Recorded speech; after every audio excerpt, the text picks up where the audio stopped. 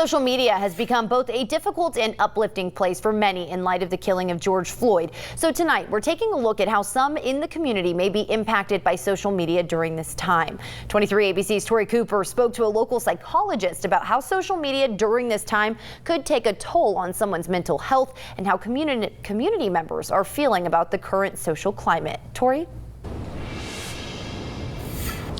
Yeah, Jessica, after speaking with community members here in downtown Bakersfield, many of them are telling me that they are feeling exhausted by the current conversations taking place on social media right now, some calling it a toxic environment, while others say it's becoming an enlightening experience. But either way, experts say that it is still essential that we find time to disconnect from social media.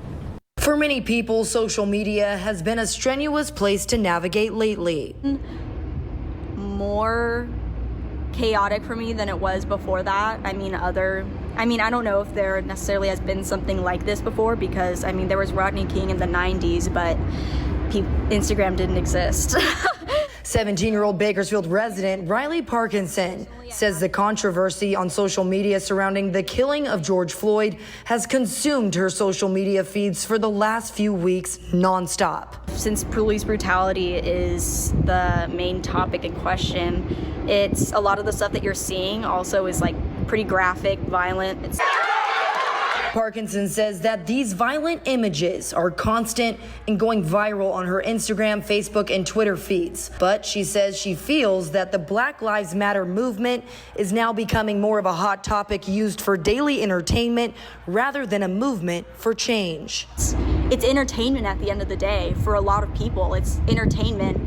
And so it's really uncomfortable and kind of dark in a way. 23 ABC spoke to the director of Kern Behavioral Health, Dr. Bill Walker, about this type of social media climate. He tells us social media can validate your views and still feed into fear and heighten hysteria. They know what you like. And even if what you're liking is something that scares you, social media will follow you and keep feeding that to you. And so there's no balance to it. And for other people like Sean Moran, the current issue of police brutality or systematic racism in policing on social media, he says, has led him to unfollow many of his friends. Moran calls it an eye-opening experience. The things that people say, one of the most primary things that I saw that offended me, somebody said that there's no such thing as systemic racism. So I had to research that. I had to figure it out for myself, where it occurs, what it is, and it's a real thing. And this situation that's happening has made me look into that and realize that. Dr. Walker says during national crises, social media can be anxiety-inducing and invoke negative emotions in people. When we had floods, earthquakes, fires, anytime there's huge events and people just start saturating themselves with that, the sense of control starts dissipating and they start feeling anxious. They start feeling like if it could happen there, it could happen here. I felt more anxious about saying something just because I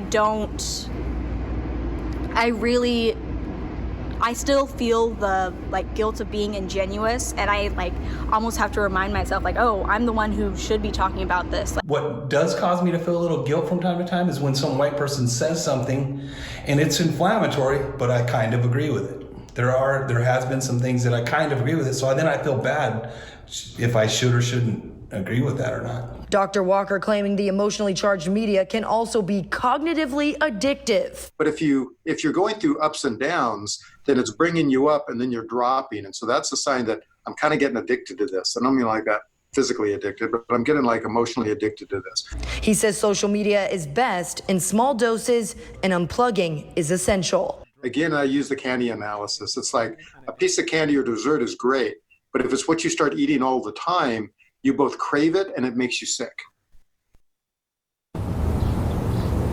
Now, Dr. Walker also says that during times like this, it is also vital that we get out and about, go on a walk, hang out with your friends or your family, do anything to disconnect.